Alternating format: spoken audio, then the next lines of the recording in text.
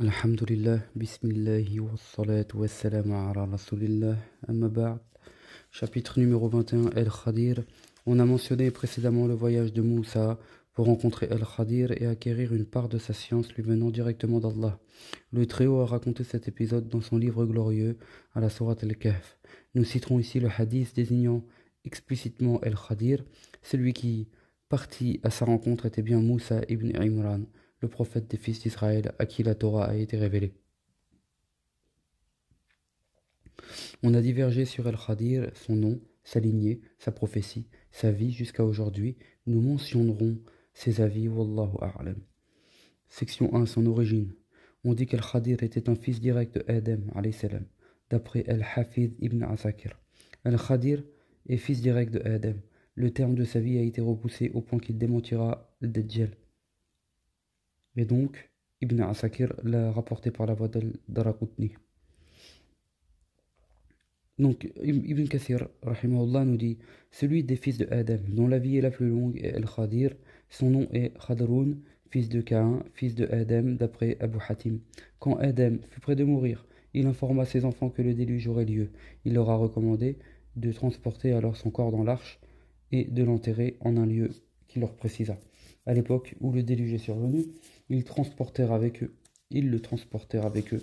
Quand ils redescendirent sur terre, Nuh ordonna à ses fils d'enterrer le corps au lieu qu'il avait précisé.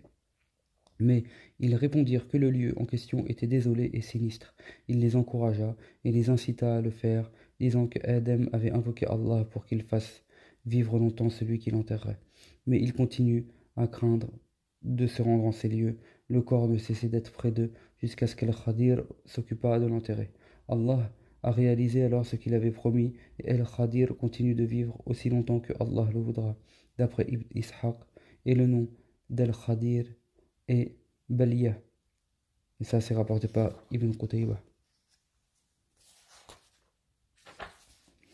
On a dit aussi, donc, Ilya, Ibn Malkan, Ibn Faler, Ibn Aber, Ibn Shaler, Ibn Al-Fakhshad, Ibn Sam, Ibn Nuh, Al-Mu'ammar, Ibn Malik, Ibn Abdullah, Ibn Nasr, Ibn Al-Azd, d'après Ismaïl ibn Abi Ouais.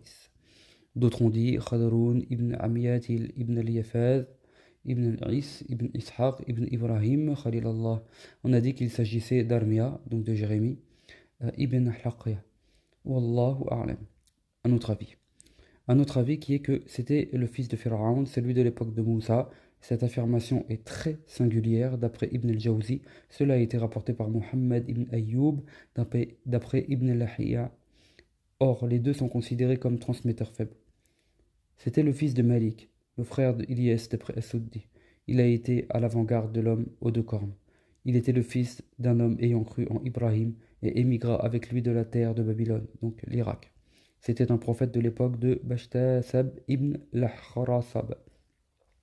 Ibn Jarir déclare ce qui est exact, c'est qu'il est antérieur et est issu de l'époque d'Afridoun, fils de Esfian. Il demeura en vie jusqu'à ce que Moussa le rencontre. Sa mère était grecque et son père un persan. Ça s'est rapporté par Ibn Asakir. Il a de même été mentionné qu'il faisait partie des fils d'Israël à l'époque de Pharaon. D'après Ubay ibn Ka'b, le messager d'Allah, sallallahu alayhi wa sallam, la nuit du voyage nocturne, sentit une odeur délectable. Il demanda « Ya Jibril, qu'est-ce que c'est que cette odeur agréable ?» C'est l'odeur dégagée par la tombe de la coiffeuse, de ses deux fils et de son mari. Il ajoute « L'origine de cela est qu'Al-Khadir était un noble parmi les fils d'Israël. Il avait coutume de passer près d'un ermite. Celui-ci s'intéressa à lui et lui apprit l'islam. Quand Al-Khadir fut pubère, son père le maria. Il enseigna l'islam à sa femme et prit son engagement qu'elle n'en informerait personne. Or, il n'approchait pas les femmes, il se sépara d'elles et son père le maria encore. Il apprit à sa nouvelle épouse l'islam et prit son engagement qu'elle n'en informerait personne, puis il se sépara d'elle. L'une d'elles garda le secret alors que l'autre le dévoila. Il s'enfuit alors et arriva à une île. Deux hommes étaient partis chercher du bois lorsqu'ils le virent. L'un garda le silence et l'autre non. Celui-ci dit « J'ai vu Al-Khadir. Qui l'a vu avec toi ?» lui demanda-t-on. Un tel. On posa la question à ce dernier, mais il ne dit rien. Dans leur religion, si quelqu'un mentait, il était exécuté. On le tua donc. Donc on tua celui qui avait parlé. Celui qui n'avait pas parlé s'était marié avec la femme qui avait gardé le secret, alors que celle-ci coiffait la fille de Pharaon, le peigne tomba de sa main. Malheur à Pharaon, dit-elle alors.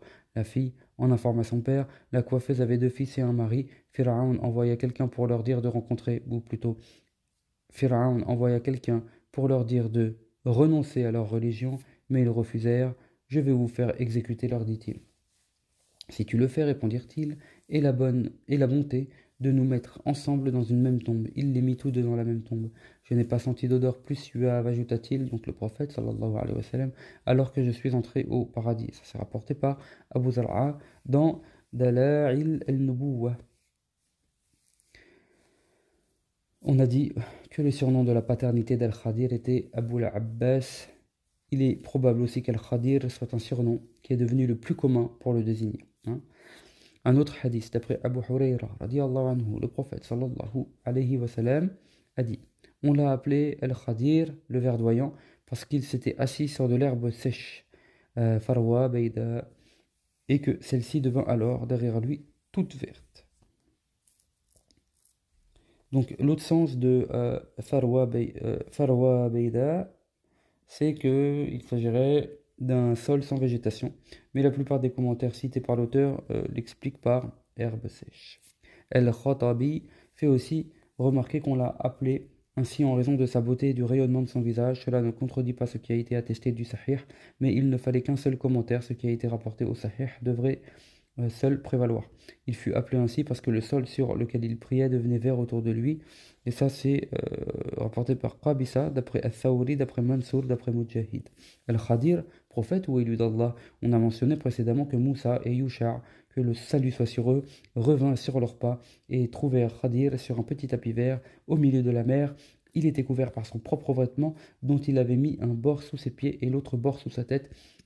Lorsque Moussa lui fit la salutation de la paix, il découvrit son visage, rendit le salut, puis dit: y a-t-il un salut sur la terre où tu es? Qui es-tu? Je suis Moussa, le Moussa des fils d'Israël. Oui, il se produisit ensuite ce que Allah a raconté dans son livre, donc Surat al-Kahf, et l'énoncé de l'histoire indique la prophétie d'Al-Khadir pour plusieurs raisons. L'une d'entre elles est la parole du Très-Haut. Ils trouvèrent un de nos adorateurs à qui nous avions donné une grâce venant de nous, et lui avions appris de notre part une science. Oui. La seconde est la demande de Moussa. Moussa lui dit: est-ce que je peux te suivre pour que tu m'apprennes une part de ce qu'on t'a appris comme connaissance? Tu ne pourras avoir de la patience avec moi, lui répondit-il. Comment patienterais-tu pour ce dont tu n'as pas pleine connaissance? Tu me trouveras, Inch'Allah, patient, et je ne te désobéirai en rien. Alors, si tu me suis, ne m'interroge sur rien avant que je t'en parle en premier. Taïb, donc Ibn Kathir rahimahullah nous dit: s'il était seulement un wali d'Allah et non un prophète, Moussa ne se serait pas adressé à lui de cette façon, et lui n'aurait pas répondu de cette manière à Moussa. Celui-ci avait sollicité sa compagnie pour acquérir la connaissance que Allah lui avait accordée spécialement. S'il n'avait pas été prophète, il n'aurait pas été infaillible. De plus, Moussa, le grand prophète, à l'infaillibilité immanquable, n'aurait pas eu tout ce vif intérêt pour la science d'un élu dont l'infaillibilité n'est pas immanquable. Il n'aurait pas été résolu à le rechercher, en y consacrant même une telle longue période. On a dit à ce propos qu'il était prêt à consacrer pour cela 80 ans. De plus, lorsqu'il l'a rencontré, il a fait preuve d'humilité envers lui, l'a révéré et l'a suivi dans l'état de celui qui tira profit de lui. Tout cela indique qu'il était un prophète comme lui, recevant la révélation d'Allah comme lui. Des connaissances venant directement d'Allah lui avaient été réservées, ainsi que des secrets prophétiques dont Moussa, l'interlocuteur d'Allah, et le noble prophète des fils d'Israël n'avaient pas eu connaissance. El-Rumani s'est appuyé sur la même argumentation pour affirmer le rang du prophète pour Al-Khadir, ou plutôt pour affirmer le rang de prophète pour Al-Khadir. Et la troisième raison est qu'Al-Khadir a pris l'initiative de tuer le garçon, cela ne pouvant être que suite à la révélation du roi omniscient. C'est là une indication significative de sa prophétie et une preuve évidente de son infaillibilité. L'élu ne peut en effet s'engager à un homicide. À partir de son intime conviction, sa pensée n'est pas immanquablement infaillible, et il y a unanimité sur le fait qu'il puisse se tromper. Le fait qu'Al-Khadir se soit décidé à tuer un enfant n'ayant pas atteint l'âge de la puberté, sachant que s'il devenait pubère, il serait incroyant, démontre sa prophétie. Il savait qu'il entraînerait ses parents à l'incroyance du fait de leur amour intense pour lui, c'est pourquoi il l'aurait suivi. Il y avait donc une utilité déterminante dans sa mise à mort qui surpassait le fait de le laisser en vie. Cela protégeait en effet ses parents de l'incroyance et de ses conséquences Tout cela démontre ainsi sa prophétie et le fait qu'il était appuyé sur l'infaillibilité qu'Allah lui avait accordée. J'ai observé que le cheikh Abu al-Faraj ibn al-Jawzi a suivi la même démarche pour démontrer la prophétie d'Al-Khadir et la déclarer exacte. C'est ainsi, et c'est aussi l'argumentation d'Ar-Rummani. Et la quatrième raison est qu'après avoir expliqué ses actes à Moussa alayhi salam, et dévoilé la réalité de son attitude, Al-Khadir dit en fin de compte: c'est une grâce venant de ton Seigneur. Je ne l'ai pas fait de mon propre chef, cela m'a été ordonné et révélé. Toutes ces raisons indiquent donc sa prophétie. Cela ne contredit pas qu'il ait été aussi un élu ou même un messager, Rasoul, comme ont dit certains. L'affirmation selon laquelle il était un ange est quant à elle tout à fait singulière. Si sa prophétie est confirmée, comme nous l'avons exposé, rien ne justifie l'avis selon lequel il était élu, ou il était un élu, et que l'élu serait au fait de vérité auquel les savants de la loi explicite ne parviennent pas. Il ne s'appuie pour avancer cela sur aucune source. Al-Khadir est-il présent aujourd'hui? Pour ce qui est de son existence, jusqu'à nos jours, la plupart des savants l'affirment. Cela est dû à ce qu'il a enterré Adam après le déluge et a gagné ainsi la vocation de ce dernier de vivre longtemps. On a dit aussi que la raison en était qu'il avait bu de la source de vie. Ils ont en outre mentionné des faits sur lesquels il s'appuie pour affirmer sa présence actuelle. Nous les citerons en même temps que d'autres sources, Inch'Allah, et c'est à lui que nous nous en remettons. Sa recommandation à Moussa, voilà la recommandation qu'il fit à Moussa lorsqu'il lui dit: c'est là la séparation entre moi et toi, je vais t'informer de la signification de ce pourquoi tu n'as pas pu patienter. À ce sujet, de nombreux récits ont été relatés, ainsi ce qu'Al-Bayhaqi a mentionné. Lorsque Moussa s'apprêta à le quitter, il demanda à Al-Khadir une recommandation. Ce dernier lui dit alors: sois très utile et ne sois pas nuisible, sois souriant et ne sois pas courroucé, délaisse l'obstination et ne marche pas sans raison, et dans une autre relation il y a en plus ne rit que pour ce qui est surprenant. Et ça c'est rapporté par Al-Bayhaqi. Al-Khadir a dit: Moussa, les gens sont tourmentés en ce monde à la mesure de leur préoccupation pour celui-ci. Subhanallah. Et ça c'est d'après Wahb ibn Munabbih. Moussa demanda à Al-Khadir un conseil. Il lui répondit qu'Allah te facilite son obéissance d'après Bishr al-Hafi. Al-Khadir, vendu comme esclave d'après Abu Umayma, le messager d'Allah sallallahu alayhi wa sallam, a dit à ses compagnons: voulez-vous que je vous parle d'Al-Khadir? Na'am ya Rasulallah, répondirent-ils. Alors qu'il marchait un jour dans le souk des fils d'Israël, un esclave en voie d'affranchissement contre paiement le remarqua.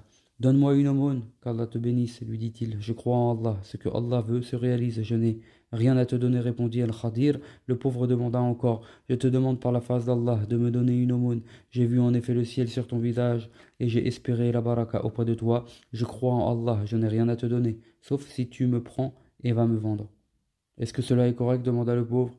Oui, en vérité, tu m'as demandé quelque chose parce qu'il est très éminent. Ainsi, je ne te décevrai pas, alors que tu m'as demandé par la face de mon Seigneur: vends-moi. Il l'amena donc au marché et le vendit pour 400 dirhams. Al-Khadir resta une certaine durée chez l'acheteur qui ne l'employait pour aucune tâche. Il lui dit alors: tu m'as acheté pour tirer profit de moi, donne-moi un travail à faire. J'aurais pu à t'imposer une tâche alors que tu es un vieil homme faible. Cela ne sera pas éprouvant pour moi, alors transporte ces pierres. Celles-ci pouvaient être portées que par au moins 6 hommes pour un jour de travail. L'homme sortit pour une affaire personnelle, puis revint. El-Khadir avait transporté les pierres en 1 heure. Tu as très bien fait, et tu as supporté ce que je ne pensais pas que tu pourrais supporter, lui dit-il. L'homme devait partir en voyage. Il dit: je crois que tu es un homme sûr. Occupe-toi donc de ma famille en mon absence. D'excellente manière. Confie-moi un travail, dit El-Khadir. J'aurais pu à t'imposer ce qui est pénible. Ce ne sera pas pénible pour moi. Façonne des briques pour ma maison, jusqu'à ce que je revienne, lui dit-il. L'homme s'absenta donc pour son voyage, puis revint ensuite. Il découvrit alors sa maison parfaitement édifiée. Je t'adjure par la face d'Allah de me dire qui tu es. Tu m'as sollicité par la face d'Allah, or la demande par la face d'Allah m'a réduit en esclavage. Je vais t'en informer. Je suis Al-Khadir, dont tu as entendu parler. Un pauvre m'a demandé une aumône et je n'avais rien à lui donner. Il me l'a alors demandé par la face d'Allah, et c'est ainsi que j'ai mis ma personne à sa disposition et il m'a vendu. Sache que celui à qui l'on demande quelque chose par la face d'Allah et qui éconduit le demandeur alors qu'il peut l'exaucer, se tiendra debout, Yom el-Qiyamah, sans chair et sans eau. Je crois en Allah, dit l'homme. Je t'ai imposé une lourde tâche au prophète d'Allah. Je ne le savais pas. Il n'y a pas de mal, tu as bien agi. Mon père et ma mère soient ta rançon au prophète d'Allah. Je te donne pouvoir sur mes épouses et mes biens. Décide ce que Allah t'aura indiqué, ou bien je te laisse partir librement. Alors je désire que tu me laisses partir, afin que j'adore mon Seigneur. Il le laissa partir librement. Al-Khadir dit alors, Alhamdulillah, louange à Allah qui m'a mis dans l'esclavage, puis m'en a sauvé. Rapporté par Al-Hafiz Abu Na'im d'Isfahan, d'après Sulaiman ibn Ahmad al-Tabarani, d'après Amr ibn Ishaq de Homs, d'après Muhammad ibn al-Fadl al-Kindi, d'après al-Baqiya ibn al-Walid, d'après Muhammad ibn Ziyad, d'après Abu Ubayma. Et faire remonter ce hadith au prophète sallallahu alayhi wa sallam est une erreur. Le plus plausible est qu'il s'agisse de propos du compagnon du prophète sallallahu alayhi wa sallam.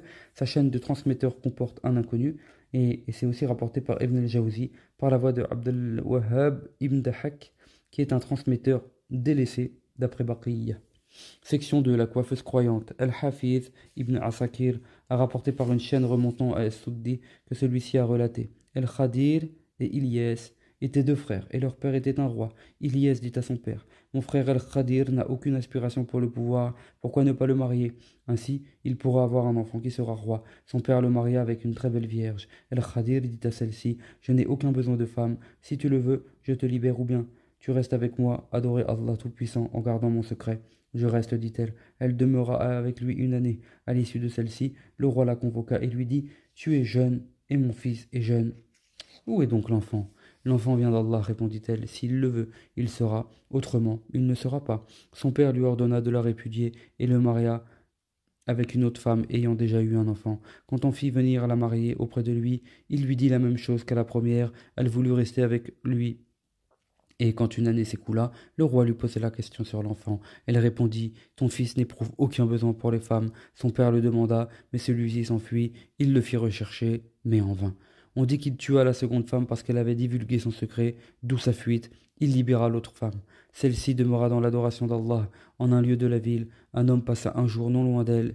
Elle l'entendit dire au nom d'Allah. Comment sais-tu ce nom? Lui demanda-t-elle. Je suis un compagnon d'Al-Khadir.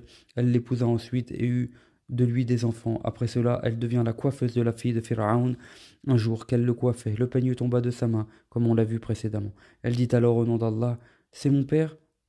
Dit la fille de Pharaon. Non, mon Seigneur, ton Seigneur, et le Seigneur de ton père est Allah. Elle en informa son père qui ordonna alors de préparer une barre en cuivre portée à l'incandescence. Puis on l'amena pour la jeter sur celle-ci. À sa vue, elle recula, de peur d'y tomber. Son fils en bas âge lui dit, mère, persévère, car tu es dans la vérité. Elle se jeta dans le feu et mourut. Qu'Allah l'ait en sa miséricorde. El-Khadir et les compagnons du prophète. Anas ibn Malik a relaté. Lorsque le messager d'Allah, sallallahu alayhi wa sallam, mourut, ses compagnons étaient autour de lui, réunis en pleurs. Un homme grand et rayonnant à la barbe blonde entra. Il passa sur les épaules des présents assis et se mit à pleurer. Il se tourna ensuite vers les compagnons du messager d'Allah, qu'Allah les agrée, et dit, il y a en vue d'Allah une consolation pour tout malheur, une contrepartie pour ce qui a été manqué, une compensation pour ce qui a disparu. Ainsi tournez-vous vers Allah et recherchez ce qui est auprès de lui. Il vous a vu dans le malheur. Considérez donc cela. Le malheureux est celui dont le malheur n'est pas réparé. Puis il partit. Les uns dirent aux autres, savez-vous qui est cet homme? Abu Bakr et Ali dirent, oui, c'est le frère du messager d'Allah, sallallahu alayhi wa sallam, Al-Khadir, que le salut soit sur lui. Ça c'est rapporté par Al-Hafiz Al-Bayhaqi.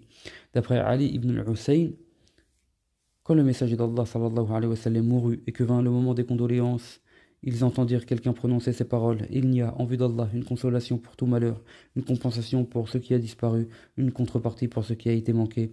Ainsi, ayez confiance en Allah et espérez en lui. L'éprouvé est celui qui se prive de la rétribution divine. Savez-vous qui c'est? Demanda Ali ibn al-Hussein. C'est Al-Khadir, rapporté par Shafi'i dans son Musnad.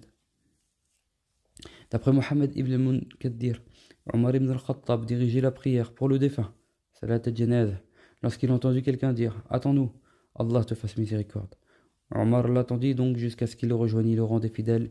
Il, donc le transmetteur, mentionna son invocation pour le mort. Si tu le tourmentes, il t'a beaucoup désobéi, et si tu lui pardonnes, il est dans le besoin de ta grâce. Quand il fut enterré, l'homme dit « Quelle félicité pour toi, hôte de cette tombe, si tu n'as pas été chef, percepteur, trésorier, secrétaire ou policier ». Omar dit alors, amenez l'homme, pour que nous l'interrogions sur sa prière et ses paroles. L'homme disparut. Ils découvrirent que la trace de ses pas faisait une coudée. Omar dit alors, par Allah, c'est Al-Khadir dont nous a parlé le messager d'Allah, sallallahu alayhi wa sallam, c'est rapporté par Abdullah ibn Wahb.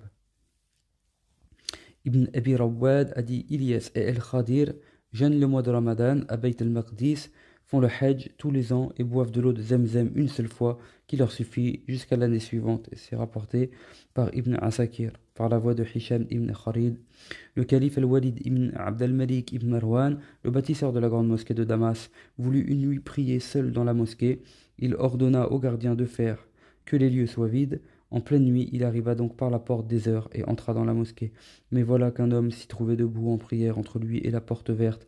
Il dit aux gardiens, ne vous ai-je pas ordonné de la vider? Émir des croyants, répondirent-ils, c'est Al-Khadir. Il vient chaque nuit prier ici, d'après Ibn Asakir. Ibn Asakir a rapporté de même qu'Al-Khadir s'est réuni avec Ibrahim al-Taymi, Sufyan ibn Uyayna et bien d'autres encore qu'il serait long d'évoquer. Toutes ces relations et ces histoires sont l'argument de ceux qui considèrent qu'il est encore vivant aujourd'hui. Or, tous les hadiths sont à un degré très faible, dont on ne peut se référer dans la religion. Quant aux histoires, la plupart d'entre elles ne sont pas exemptes de faiblesse dans leur chaîne de transmetteurs, le mieux qu'elles puissent atteindre et qu'elles soient bien valides, mais dites, par qui n'est pas infaillible, à savoir notamment un compagnon du prophète.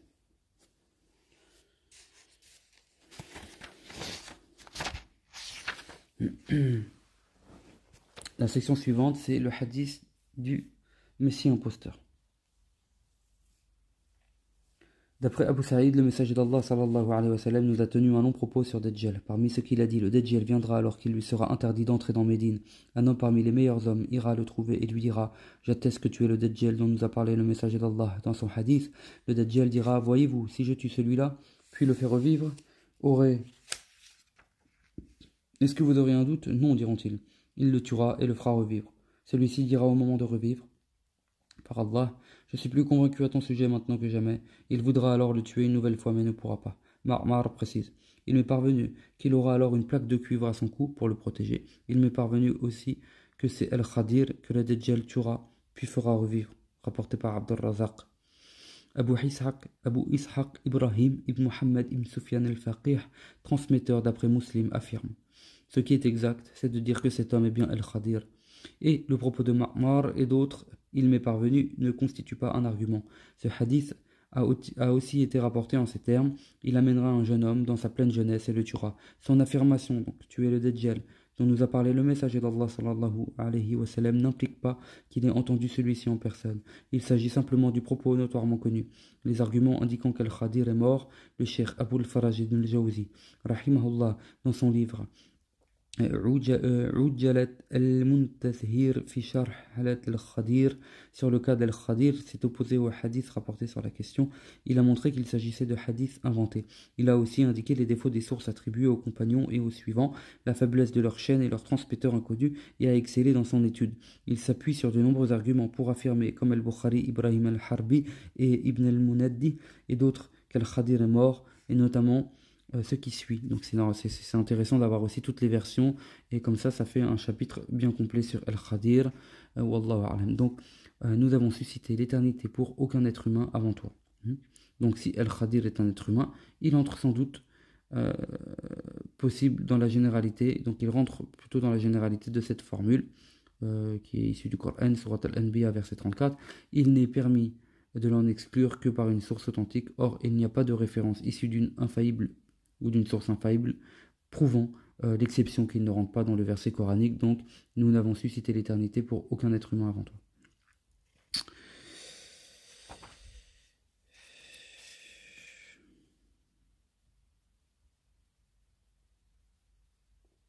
Et donc là, l'auteur après cite tout un tas de hadiths, et moi je vais vous citer la conclusion.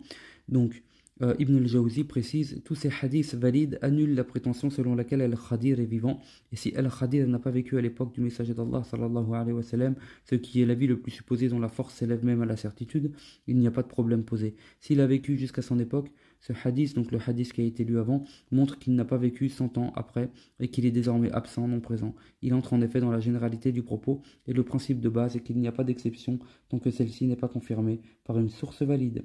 Al-Hafiz Abul Qasim al-Suhayli rapporte dans son livre Ta'rif wal-I'lam, d'après le Bukhari et son cheikh Abu Bakr ibn al-Arabi, qu'Al-Khadir connut l'époque du prophète sallallahu alayhi wa sallam mais mourut après lui.